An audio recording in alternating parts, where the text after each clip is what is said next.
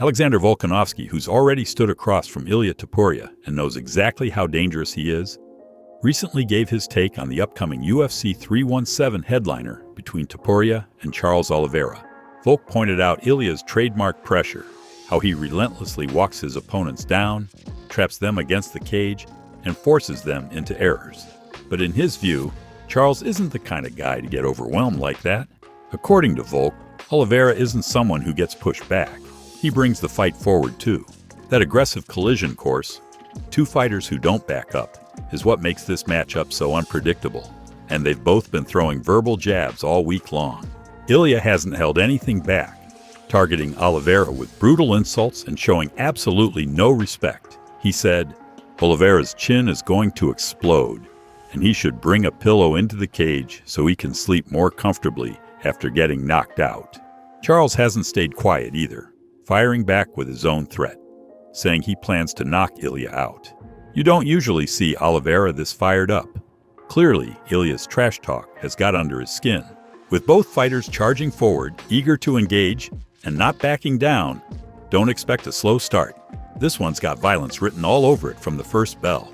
Ilia has a chance to knock anyone out. You know, he's got solid hands and very, very dangerous. And he's got a very good focus. So even when things aren't going his way, he's still, he's got like this tunnel vision of, I'm going to find this shot.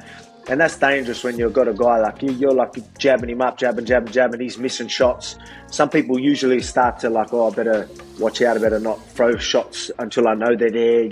Start second guessing themselves. I don't know if I've seen that in Ilia. So when you've got someone that's that stoic through that process, he could definitely find that shot. And if he does, he could put anyone even in the lightweight division out. But again, he's going to find tough guys. I don't think Charles Oliveira is going to be on the back foot at all.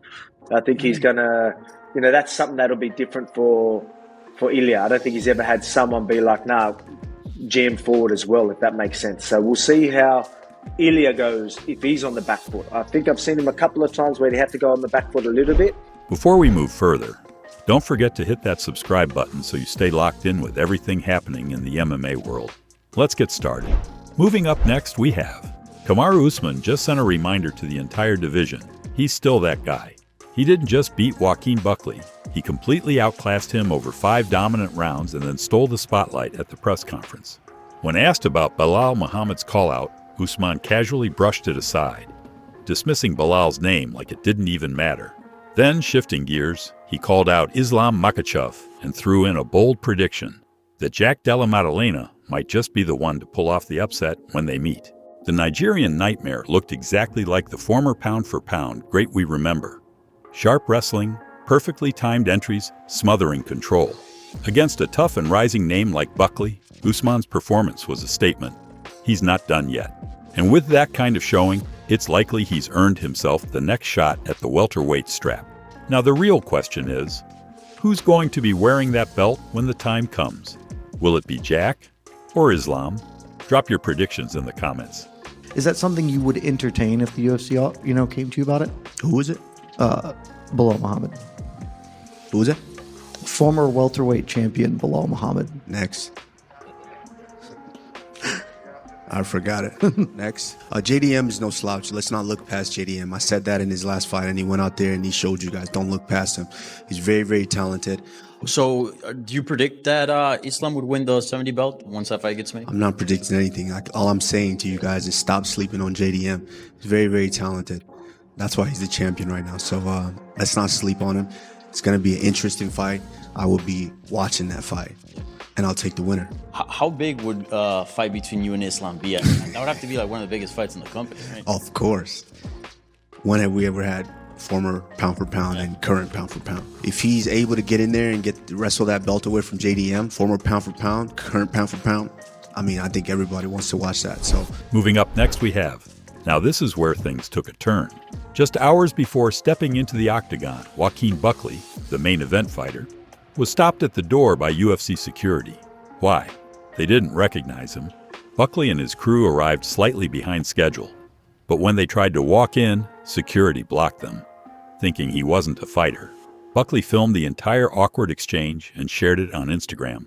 The video's now gone viral, but this isn't a one-off situation. Merab Dvalishvili once said a guard actually got physical with him for the same reason.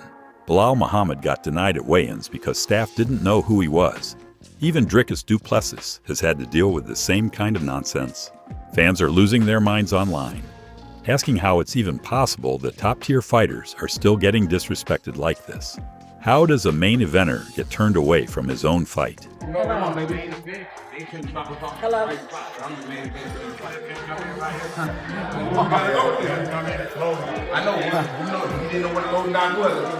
just gotta get to him. Can somebody escort us or something? Sir. All right, thank you. The UFC couldn't take us to here, so we had to walk here ourselves. Now they're not letting us in. We're the main event. Can't come in from right here. That's crazy. Everybody come in right here. Gotta have a big. Yeah. Mike. All right, y'all figure that out for us, okay? All right. Can we give somebody our number to one of y'all? Let me stay right here, man. They're not letting us in at the moment. Stay right. Bet. Moving up next we have Islam Makhachev has officially responded to Kamaru Usman's challenge, and he didn't hold back. In a video that surfaced on Telegram, Islam was asked about Usman's post-fight call-out, and his answer was as clear as it gets. Whoever wants it, I'll fight anyone.